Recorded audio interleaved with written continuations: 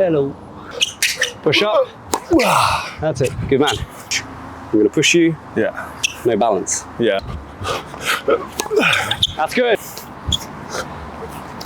Good. Good. Wide.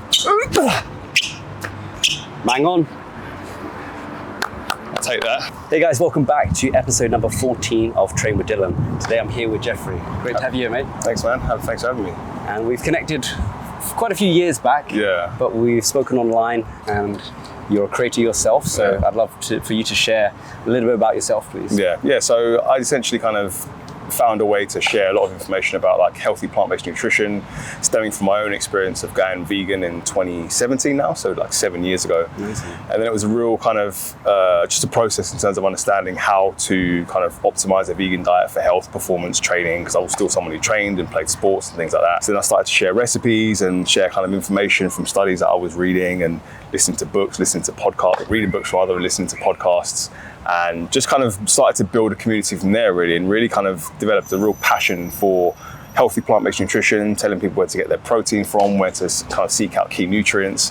And since we've also connected through the tennis world as well, it'll be great to do a session on court and work on some key specific areas in your game. Is there something in particular that you would like to tap into? Probably my backhand. My backhand breaks down quite a lot. Probably my slice backhand's okay. We can probably work on that as well to see where things are at there. I feel like my serve, we could also have a look at that. I feel like it's a pretty decent weapon when it's firing, but I'd say probably my backhand is the one thing that I'd Tall, strong guy. I'm sure you got a big weapon of an arm when serving. But in particular, let's be more specific with your backhand. What kind of balls are you receiving that you may struggle with more? Or is it the feeling? Is it the bit of technical, or is it more mental? I think it might be my footwork as well. I think getting my feet in the right place is something that I can kind of maybe get mixed up a little bit with. The high ball as well can be a bit of a problem sometimes. Yeah. Great. It's going to be a great session. Let's do it, man. Let's go. Let's do it. Let's go. How long have you been playing tennis for? Probably since I was about 11 or 12. Nice, quite a long time. So my brother, he's a coach. He's done a lot of stuff with Arum. You know Arum? Yes, of course. He's done a few things with him. So yeah, my brother's been a coach for a while. So when went to boarding school started in 99. Nice. So yeah, just picked up from there and just really enjoyed it, really. And what level did you compete at? Say again? What level did you compete at? To be honest, I played a few tournaments when I was sort of in my teens, but not like to a really high level, because I think football was my main sport growing up. What position? Striker. Striker. Yeah, so I was more focused on trying to play football. So I did, I actually went away to a few countries to try and get a pro contract. Wow, I went to the US, I went to Austria, I went to Norway. Wow, so you've been through many different ventures to try. Yeah, it didn't quite work out, but... No, good man. It's all about trying and seeing where the journey takes you. Yeah, exactly. And then, so tennis kind of took a back seat for a few years while I was focusing on football. And then I'd say in the last 3 to 4 years, I've really kind of got back into playing again. Brilliant. And what drew you to tennis in particular? Like what aspects do you enjoy and think that you can kind of take towards life in itself? What would you say? I think the athletic side of tennis, in terms of agility, footwork, I actually think it's the most difficult sport to play, because I think it requires power, end range. I think it requires stamina. I think it requires agility. Like you're hitting 120, 130 mile an hour serves for hours. There's no time frame. So a tennis match can go on for however long it needs to go on for. So I think tennis athletes are probably the most complete athletes, in my opinion. And like you said, you might go from a 120 mile an hour serve to a 10 mile an hour drop shot. Exactly. Within a split second. Exactly. It's that quickness of thought to try and to read what your opponent's doing. I think it's unbelievable. What would you start your day with? Like what type of drink would you like to hydrate your body with when you've woken up in the morning? First you want to hydrate with some water. I think that's really important. Get some water into your system. And then my first drink usually... And one more time? I do like black coffee, but I've recently been going with matcha. Matcha, why matcha? I really like matcha. I think it's got less caffeine than coffee. So if people are caffeine sensitive, it's a decent choice for them. So it's like a lighter. Yes, also gives a calming energy, and that might be due... If you just stand on the end? Yeah, it's also got quite a calming energy, and that may be due to the L-theanine. You come this way, I come this way. What was the thing? It's got L-theanine in it, which is a L-theanine. compound which can help to induce a sense of calm and focus. So matcha's rich in that, so that's another reason why I tend to drink it as well. So yeah, it's good. And what about then nutrition-wise? What type of foods would you eat? First thing in the morning? Yep. I mean, oatmeal was my favorite, my go-to. Yeah. Oh, I've tried your bowls actually. Yeah. I've tried a few of your bowls.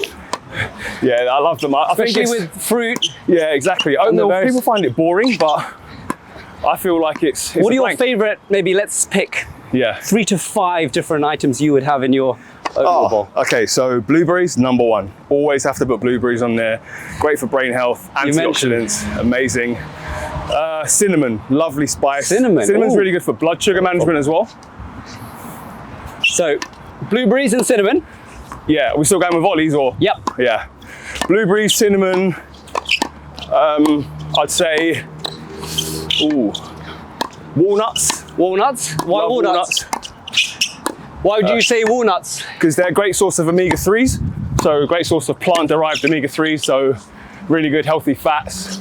Actually, from a male perspective, they're really interesting because they've actually been shown in some studies to benefit male sperm health. Interesting. So from a fertility standpoint, for men, it's actually really good. Good. Okay, you're going to be hitting ground strokes. I'm going to be volleying. Yeah, okay, cool. So what is that? Is that 3 different things? Yeah, that's 3. So that's blueberries, cinnamon, walnuts. What would I go with next? Flax seeds. Another form of healthy fats. Yeah, really good. Flax seeds. I definitely don't have enough flax seeds then. Yeah. And one more? One more. I might have to go with raspberries, another berry in there. Oh, I like that. Love raspberries. Raspberries are actually a really underrated source of vitamin C. Okay. So, and really good fiber as well. So yeah, and then actually no, a bonus one. I'd put a scoop of protein powder in there. Protein powder, and what type in particular? Is there a brand? Is there a flavor? Tend to go with vanilla. From say that again, which one? Vanilla. Vanilla? Yeah, I think vanilla is quite neutral. You know? And from what brand? There's a brand that I use called Form Nutrition. Form Nutrition. And they produce a really good pea, hemp, and brown rice protein. That's a really good plant. It's a really good plant protein blend, because when you're going with the plant sources of protein, you want to get a real wide spectrum of amino acids to cover all bases. And so pea, hemp, brown rice, really good. Ah.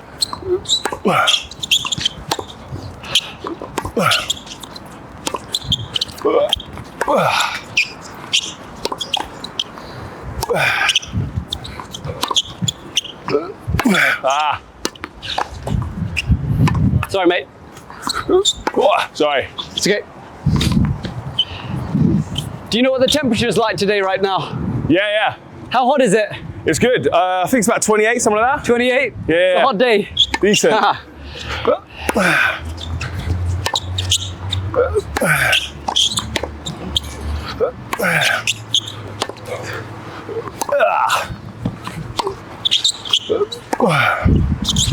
It's still.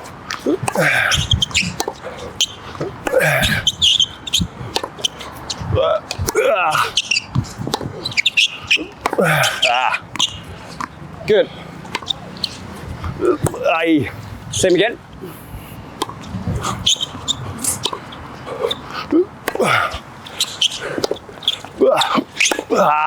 One thing I'd like to just tap into right now will be your court position. Yeah. Do you notice where you're standing right now? I was on the baseline, I think. Roughly. Bit so what happens when the ball goes within 2 feet of the baseline? Then I'm struggling. Can you see the court position? Yeah. Will be great for balls that are mid to upper end of the court.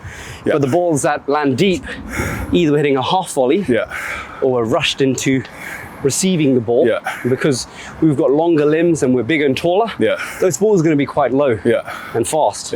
So what I'd like for the next few shots and rallies is to stand back and move a little bit further, giving yourself more time to wind up and strike. So if I'm hitting that ball in the latter part of the court now, I want you to push back before the ball's even bounced. So that you give yourself that set and then release. Cool. We'll give it a go.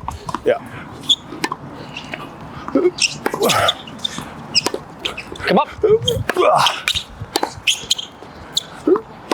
That's it, the ball conception, recognizing how far you should be moving forwards. Come up, come up. Moving in. That's okay. Too late. So I'm going to show you a few little things for movement-wise. Yeah. One more. Do you know much about the footwork patterns when pushing backwards? Pushing backwards? So if you want to come a little bit closer, imagine, let's say we're standing on the baseline for now. Yeah. How would we push deep and wide on our backhand? What would be your first step after your split? So, and then step, weight onto that foot, and then... That's it. Good. Do you see what you did there? Yeah. I crossed over my feet. Yeah, try it again. Keep it going. So, push over. That's it. Good. And imagine, I want you to hold your position there and stop and freeze for me. As I'm about to strike, yeah? Before you're about to strike, okay. Yep. Ready, go. So, freeze. Imagine my incoming ball is coming this way. Yeah. I'm going to push you. Yeah. No balance. Yeah. Why? Wider step. But look at the way you're anchored with the legs. Yeah. Think of how a sprinter is about a sprint. Yeah. If you're trying to sprint in a straight line, let's say I'm sprinting along the baseline, I'm not staggered to then sprint. Okay. So imagine your legs are in that same position again. Yeah. How can we get your body weight to transfer forwards a bit more? What would you do with your leg positioning? Square them off. Keep going. Yeah, good. That's it. Yeah. So your body weight is now here. Get ready. Load with the back leg. Push. That's it. Yeah. Okay. And now you're more secure with your back leg. Because what happens, and the tendency is that when you get pushed back deeper or wider balls, is we feel comfortable with closing our body off. Yeah, I was going to ask about back. close. So if I'm getting pushed into this corner, I'll be looking to do an open stance. So or this would be like a semi-open because you're at a 45-degree angle. And if you're pushed wide, we can tap into that open stance. So this is where we're going to get more specific. So in particular, right now, let's tap into that. Deeper ball. Okay, so I'm going to show you a little bit of the movement patterns here. So after we split, I want you to make sure that your outside left leg opens the gate. Okay. Then your steps are great back here.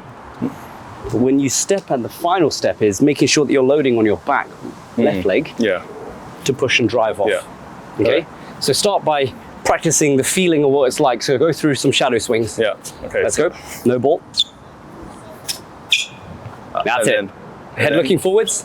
Great. And what we can do is we can imagine we want to pop off that back left leg. Push off that back leg and rotate. Try it again.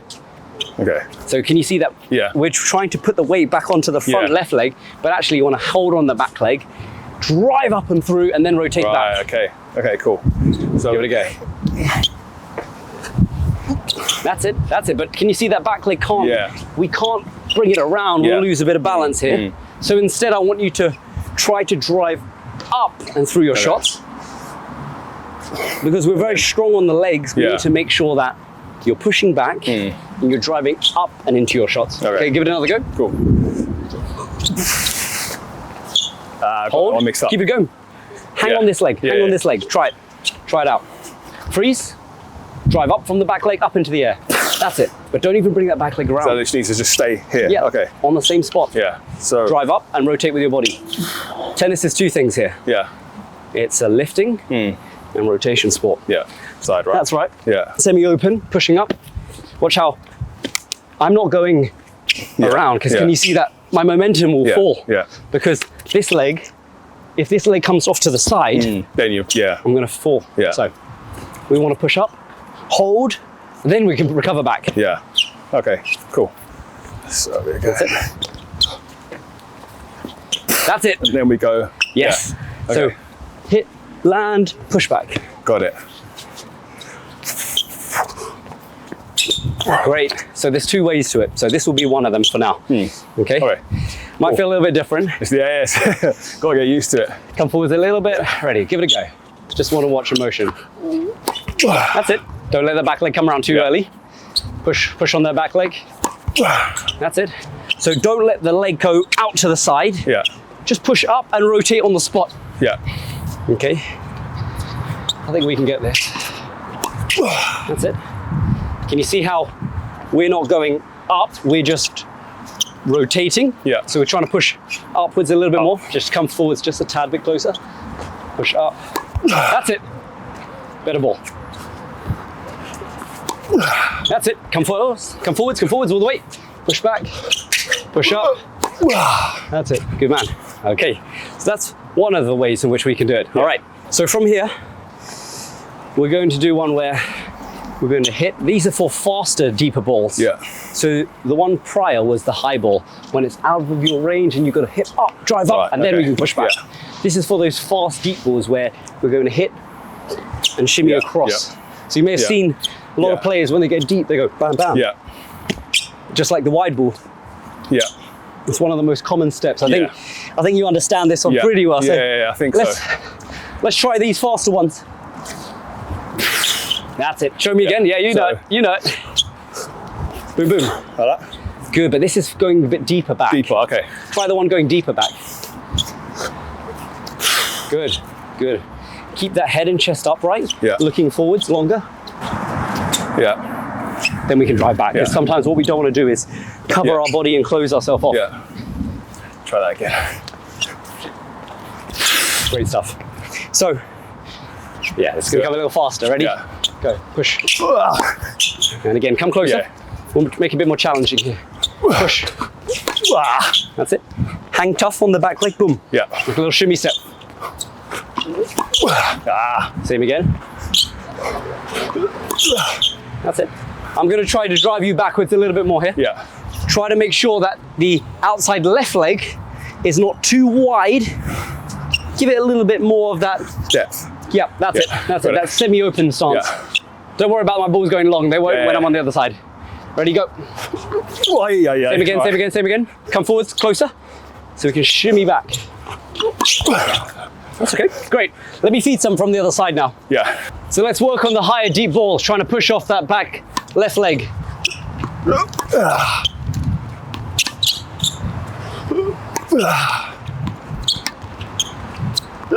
Yeah, that's too easy.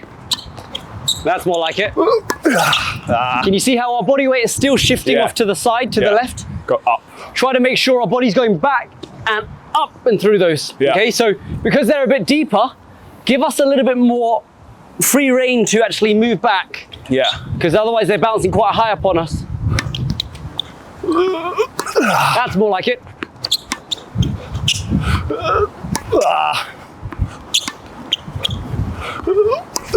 That's it.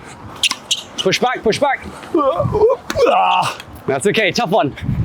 Coming forwards a little bit closer. There we go, there we go. Or we'll just stand back and touch. So I'm gonna mix it up, some faster ones now. Let's try that. Aye, aye, aye. That's good. Yeah, that's too easy. You can step down the court. Aye. First step, left leg, go back, go back. Last one, push back. Aye, aye, aye. That's okay. Get it. Take a breather. So the tendency is that if the ball does come deeper, in our mind, let's try to think of, instead of always hanging tough and just staying with that ball, we're kind of rushed. Just backpedal a little bit more, give yourself some more time, and then we can load to drive there. Yeah. Good man. Let's have a little breather. Let's do it. And I think that the process of recovery can be a long one. Yeah. How did you find it personally for yourself? I think you've got to be quite diligent with the physio. I think I went to a couple of physios, did some kind of work with them.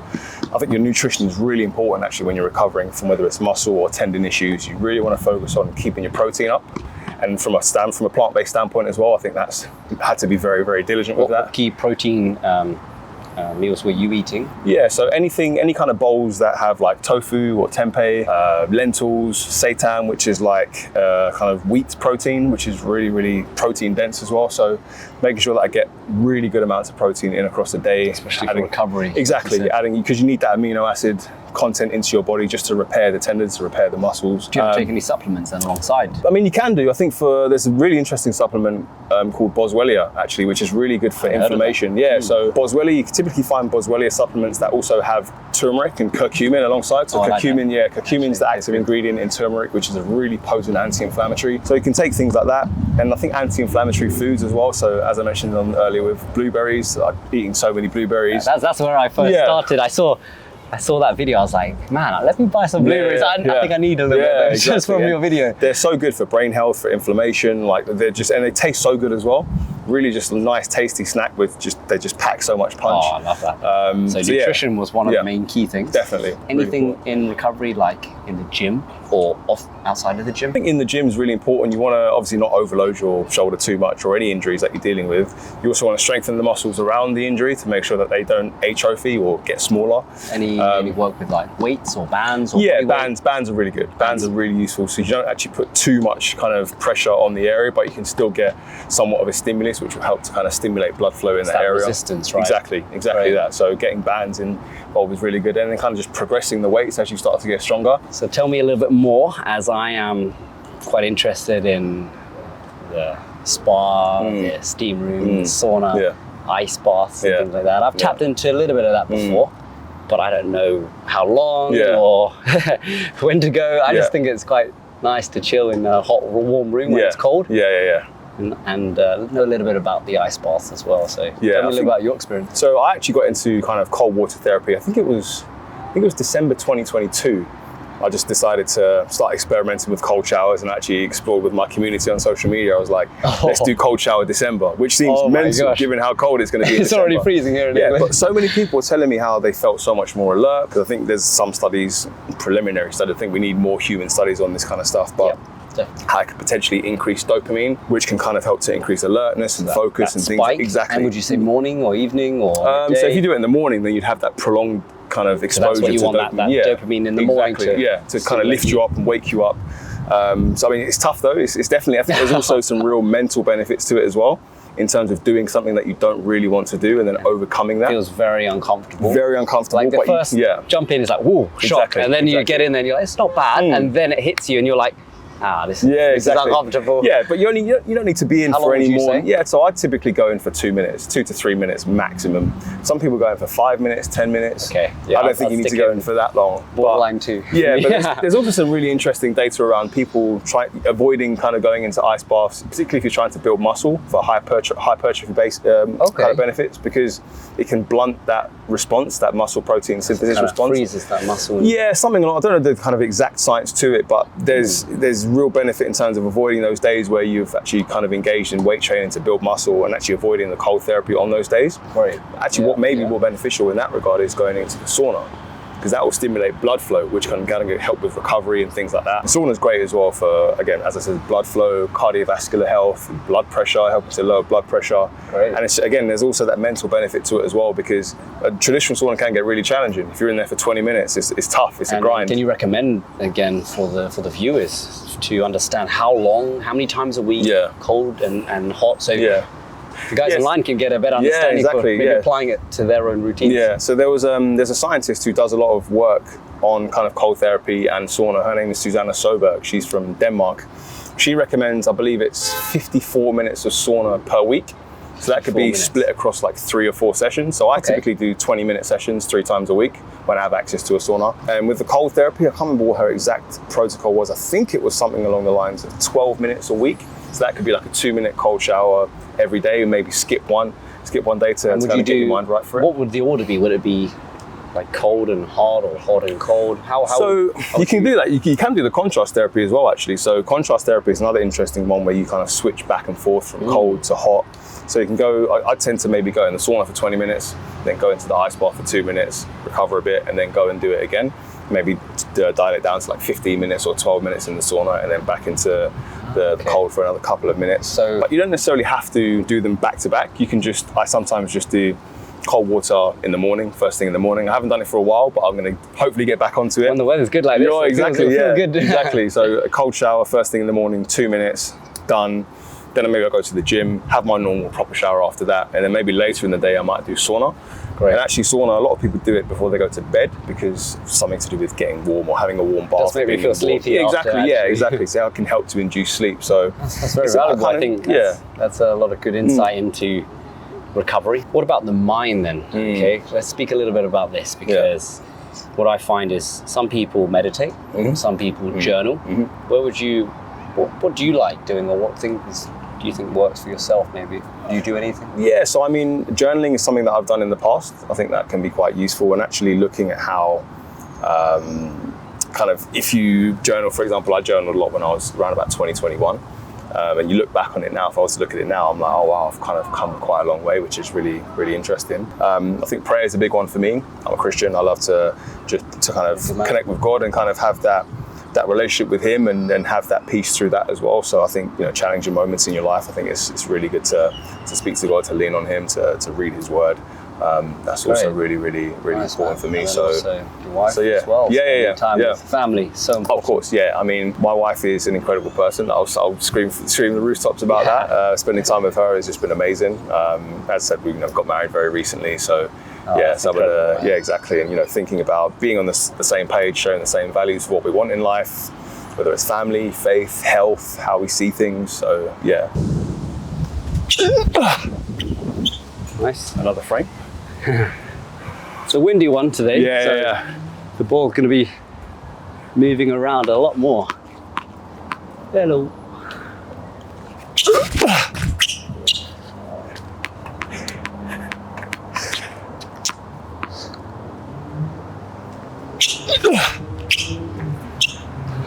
Good. What type of serves are you hitting right now? I'm just trying to hit a bit of a wide serve, bit of a slice, but I mean, with that I could probably get the ball a bit further out there. Where do you think it's right now? It's kind of more here. That's coming to my... Or fading off a little to the left. I mean, the wind may sway the ball more, but just so you'll have that, the idea of picturing where it is going. I'll try a few more of those slice ones.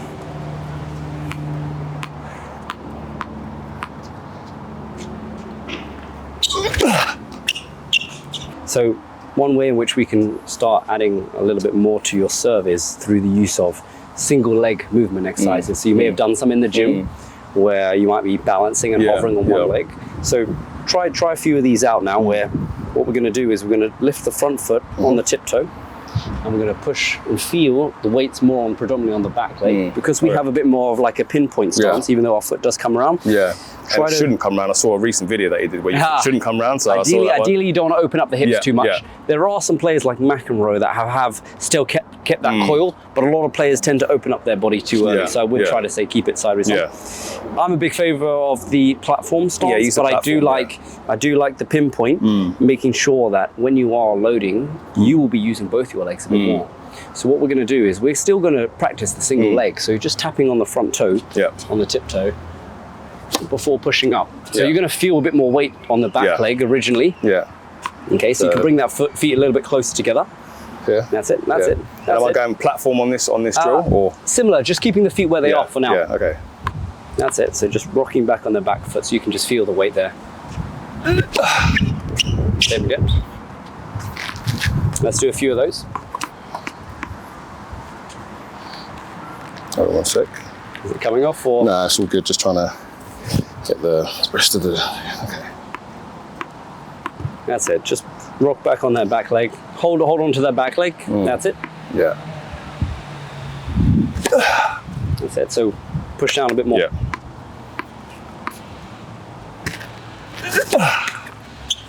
Let's keep going. A few more.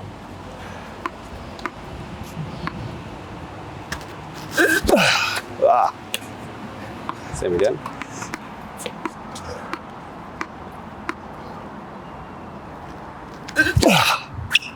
All right, so sounds like a funny exercise, but what I want you to imagine is it's like you're headering the ball. That's just one thing that my brother's taught me a lot as well. So you want to drive up and I know you're a footballer. Can you show me a few? So if I were to show you just an example, imagine like you are driving up on that serve and not down, collapsing. Okay, so just give it a go with your head. Oh no, dear. That's it. You can carry on going back to the pinpoint stance. Your normal pinpoint stance. You can relax the toe on the floor as well. So normal pinpoint. So your regular service motion. Cool. The only difference is we're headering the ball. I think the ball's going a bit. Is my toss might be a bit wrong? Can you see it's quite stationary? You're going just up and down. Whereas I'm going up and forward, aren't you? Into the court. There you go. There you go. But can you see as you were coming down, that's when you were headering the ball. So you want to be hitting the ball when you're fully extended. So imagining your arms are fully extended. Can you see from the tip of my racket to the back of my toe? Yeah. That's where you want to be reaching up into the ball with the head. Okay. Okay, so trying to not header it when you're descending, but when you're ascending up. That's more like it. That's more like it. Great. So this is like a fun way, and definitely I like what your brother's saying as well. It's a fun way to imagine how you're going to drive up into the ball, because some people may connect when the ball is actually descending, so they might go down up, and so the timing might slightly be off. Okay.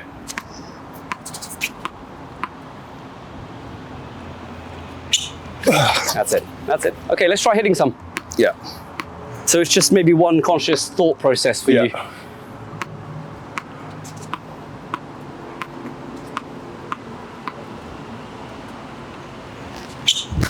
Oh no. Trying to think of too many things at once. That's all right. One thing at a time. Yeah.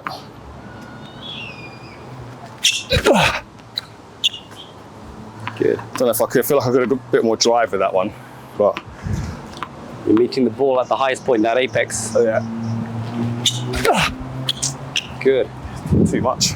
What I really like to say is making sure that you keep your head and chest upright, looking at that ball. Because when we serve, we don't want to feel as though we are collapsing down. You want to think you're going up. And then into the court. So it's like you're in the air and doing like a cartwheel. That's it. Rather than low, we're going up and then cartwheel.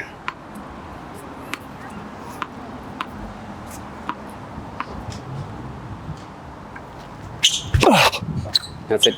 How about we throw the ball a little bit further inside the court? Yeah.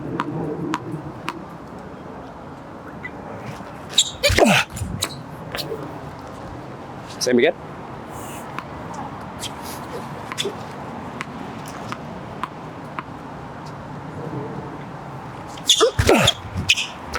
Good. Excellent. Let's practice that a few more times. Yeah. The reason why I want you to practice that is so you can go up and into the court. And your body weight naturally carries towards your target. But you are going up first before you go in. Right.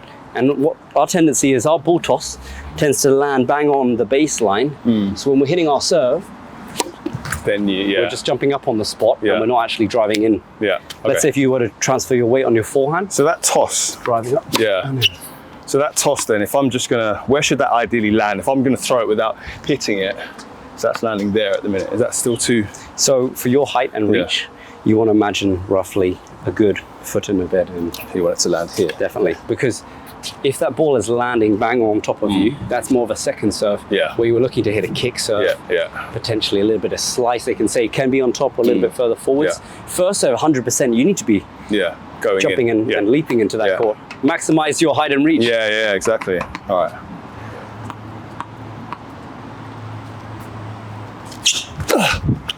Bang on.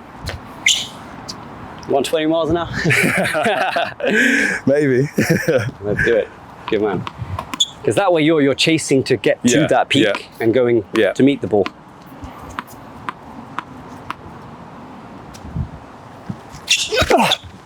There we go. So I think those key areas of the headering, meeting the ball, driving up and in, and also the ball toss placement, like you were saying, if it's fading off behind my head, if I'm trying to then slice I'm struggling, Well, for the second serve, that's all right. Try a few seconds. So you're not going to go as far forwards inside the court, but you're still driving up into your serve. I felt like I was a bit like... There'll be a mean kick on the ad. Let's pop on the ad side.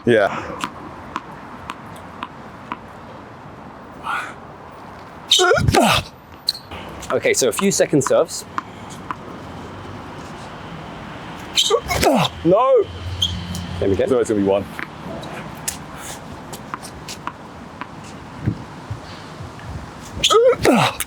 Good. All right, we've got an exercise. Okay, so one of my favorite ways for you to work on that direction is trying to imagine that ball toss is in exactly the same place, but I'm going to call out as the ball is in the air, where you want me to go. body, Okay. or wide, Right, and then you okay. have to make that change and decision. Right. Okay. Okay, and it's honestly very minuscule between the differences of where you're back. If you miss long, but a little bit, but it's in roughly the right area, we'll say that's a little fine. win for now. Cool. All right? Got it. Cool, man. All right. Ready.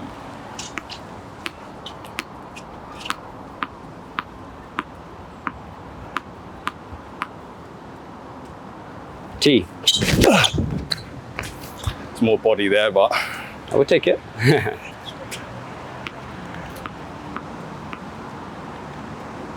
Wide. Bang on.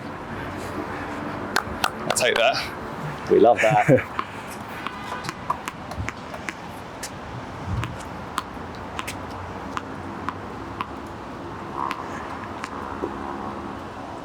Body. Bit wider there, but No, I'll take perfect. it. Maybe that's a body backhand. Tucking them maybe. in.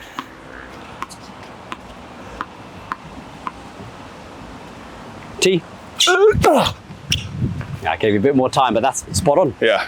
What is the difference then, from your perspective, on changing to go wide, body, and T? What did you implement there? Because you said maybe your direction is struggling a little bit. Yeah.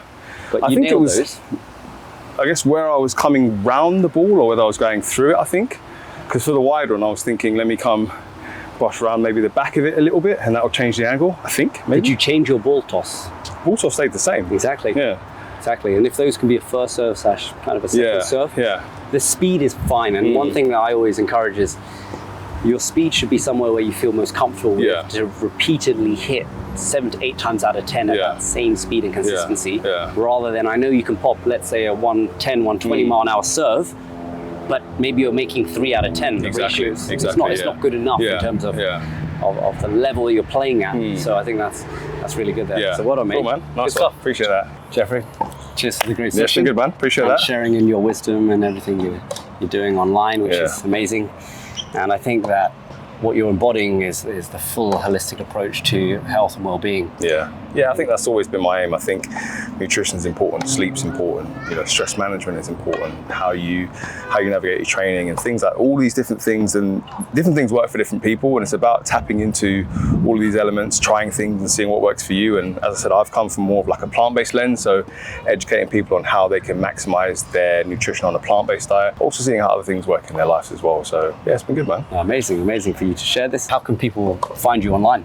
Yeah, so my Instagram is Jeffrey Boadi, so that's just Jeffrey and my surname, Boadi. I have my website as well, jeffreyboadi.com, so you can sign up to my newsletter there, and I write some more like longer form pieces as well, so you can find really good information about maximizing weight training on a plant-based diet and things like that.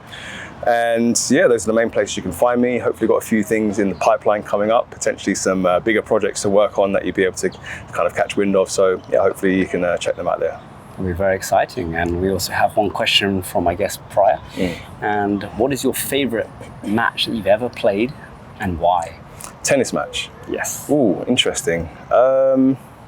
Probably would have to be one of the ones I played with my brother over the years. I remember there was a long one. I think I lost it actually. Good rivalry. Yeah, there was a long one that we played. I think I was about 15 because I used to play a lot of tennis at Market Road Tennis Centre, just by Caledonian Road. Nice, yes. I think we played a long 3-setter. I think I lost in the end 2-1, but it was fun. It was good. It was a nice little battle. So yeah. You still play a little bit now?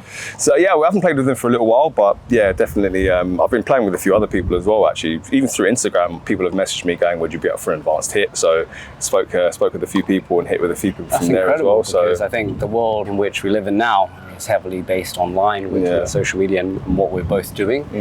And it's amazing like how we've connected through online spaces as well. Exactly. Kind of different industries, but also aligning through tennis as well. Yeah, exactly. Sport, health, wellness, I think it all comes under the same umbrella. So it's been good to connect. Agreed, man. Definitely, bro. Do you have a question for my future next guest? Future guest, I would say, how important do you feel like your nutrition practices are when it comes to your training from a tennis standpoint, and what are some of the key things that you do to recover after a long training session? Brilliant. Thank you, Jeffrey, man. It's been a great session. Pleasure. And hope to see you soon. Definitely, man. Cool. Sounds good.